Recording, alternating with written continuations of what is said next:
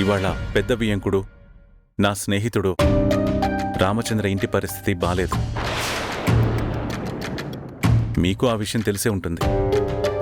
రామచంద్ర పెద్ద కూతురు భర్తతో చిన్న ఇష్యూ అయ్యి కోర్టు కేసు నడుస్తోంది. సో ఆ వ్యవహారాల వల్ల ఆ ఇంట్లో చిన్న డిస్టర్బెన్స్ ఉంది. అదేవిధంగా నా పెద్ద కోడలు మధు పుట్టింటి వాళ్ళని ఆ పరిస్థితిని హ్యాండిల్ చేయడం కోసం తను వెళ్ళి అక్కడ ఉంటుంది.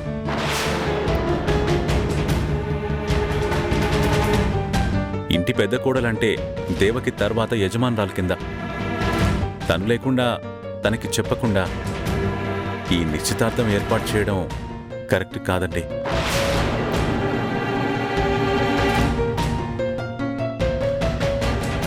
దాందే ఉందండి.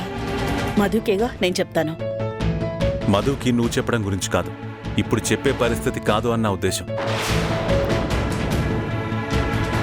ఇప్పుడు వాళ్ళు ఎమోషనల్గా బ్యాడ్ ఫేజ్లో ఉన్నప్పుడు మనం వెళ్ళి శుభకార్యం గురించి మాట్లాడి ఇవన్నీ నవ్వుతూ సంతోషంగా సెలబ్రేట్ చేసుకోవాలి, ఈ తతంగాలు జరిపించాలని కోరుకోవడం కరెక్ట్ కాదు.